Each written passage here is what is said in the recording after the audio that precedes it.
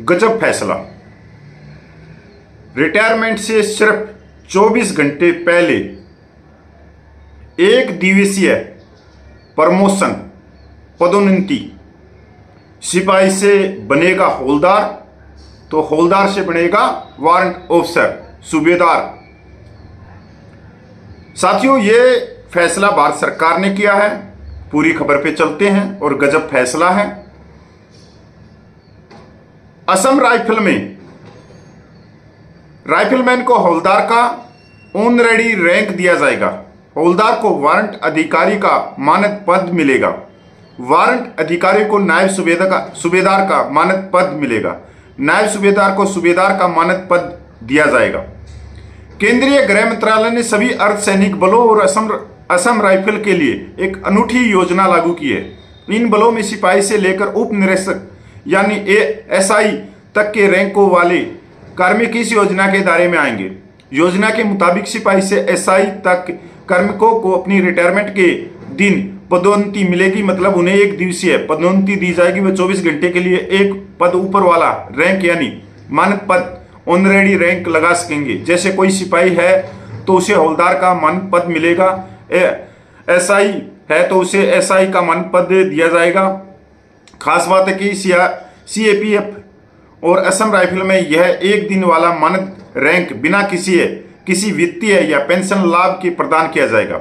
मनोबल को बढ़ाने के लिए मानद पद। केंद्रीय गृह मंत्रालय द्वारा 23 मई को जारी कार्यालय ज्ञापन के अनुसार सीएपीएफ और असम राइफल में लंबी प्रशासनीय सेवा करने के बाद रिटायर होने वाले अधिकारी पद से नीचे के सिपाही से उप निरीक्षक तक के कार्मिकों में आत्मसम्मान एवं गौरव की भावना तथा मनोबल को बढ़ाने के लिए मानद पद देने का निर्णय लिया गया है। यह मानद पद सेवानिवृत्ति के अंतिम दिन मिलेगा। यह पद बिना किसी वित्तीय या पेंशन लाभ के दिया जाएगा। अगर सीएपीएफ की बात करें तो सिपाही को हवलदार वाला मानद पद मिलेगा। हवलदार को एएसआई का मानद पद दिया जाएगा। एएसआई को एसआई का और एएसआई को निरीक्षक या ऑनरेडी रैंक मिलेगा।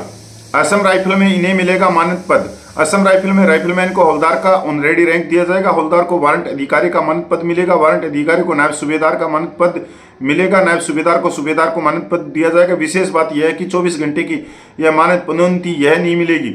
इसलिए इसके लिए कुछ मानदंड तय किए गए हैं। कार्मिकों को सेवानिवृत्ति के समय सभी पदोन्नति मानदंडों को पूरा करना होगा। कार्मिक का अच्छा स्वच्छ सेवा रिकॉर्ड होना चाहिए। कार्मिक के एपीएआर के अंतिम 5 वर्षों का मूल्यांकन कम से कम अच्छा होना चाहिए। कार्मिक को पिछले 5 वर्षों में कोई बड़ी सजा नहीं दी गई हो। कार्मिक की सत्यनिष्ठा संदेह से परे होनी चाहिए। कार्मिक की विभागीय जांच सत्कर्ता मंजूरी अनिवार्य है।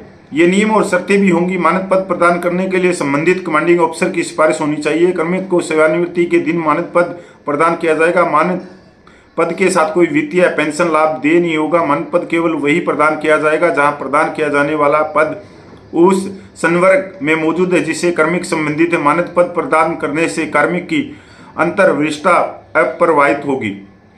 साथियों, मैंने शुरू में बोला ये गजब फैसला है। ये गजब फैसला है। 24 घंटे के पहले आप उसको एक रैंक अप दे रहे हो और ना ही उसका कोई वित्तीय सहायता मिल रही है, ना ही पेंशन में कोई लाभ हो रहा है, किसी भी तरह से नहीं। और इसको कह रहे हैं कि ये मनोबल बढ़ाने के लिए 24 घंटे पहले, रिटायरमेंट से 24 घंटे पहले आप उसको मानद उपाधि दे रहे हो, ऑनरेडी दे रहे हो और कोई फायदा भी नहीं दे रहे। मेरे को ये नहीं समझ में आ रहा कि ये जो चीजें बनाते हैं, जो बैठते हैं इसी रूमों में, वो इतना दिमाग लगा कैसे लेते हैं।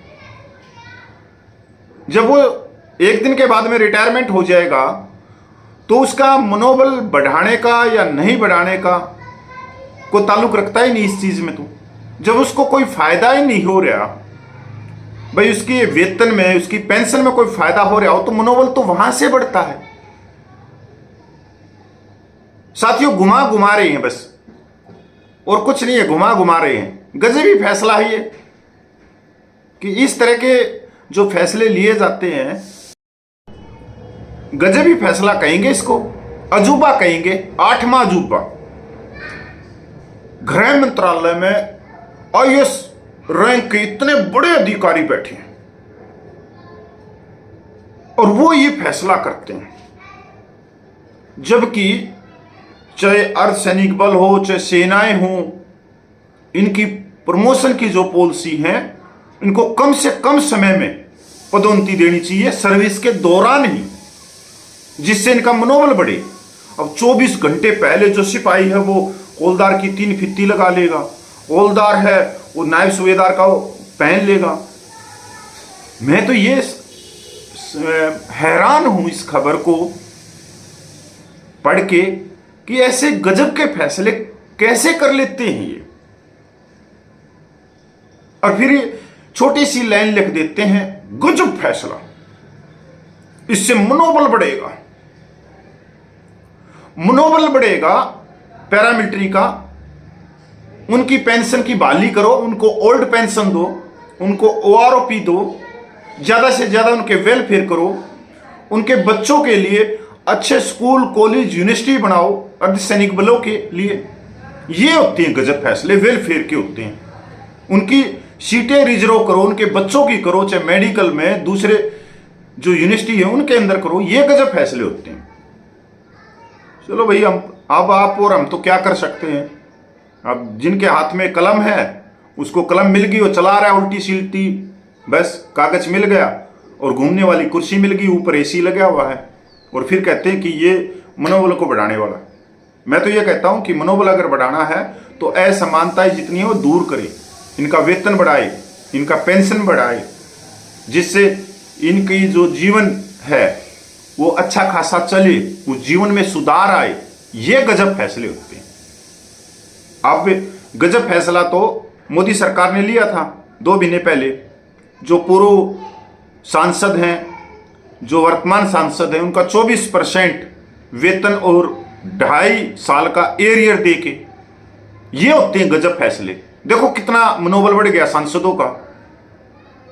पर हमारे लिए तो ये फैसले लिए जाते हैं। मतलब पैसों का फैसला इस देश के नेताओं के लिए, इस देश के नेता ऐसे हैं जो बिल्कुल जो पीला कार्ड है उसके अनुसार 5 किलो गेहूं में अपना गुजारा कर रहे हैं, इसलिए उनका वेतन बढ़ाया जा रहा है कि वो बिल्कुल ही गरीब हैं। और इस देश के जो पैरी हैं, जो रक्षक हैं, जो बॉर्डरों पे सीना लगा के खड़े रहते हैं, उनके लिए ऐसे गजब फैसले लिए जाते हैं कागज और कलम पे कि इससे मनोबल बढ़ जाएगा। 24 घंटे पहले मनोबल बढ़ा के लेके कहां जाने होंगे, वो तो घर आ जाएंगे। मनोबल उनका बढ़ाओ जो बॉर्डर पे खड़े हुए, उनके वेलफेयर करो, उनकी वेतन पेंशन बढ़ाओ। नमस्कार, जय हिंद साथी।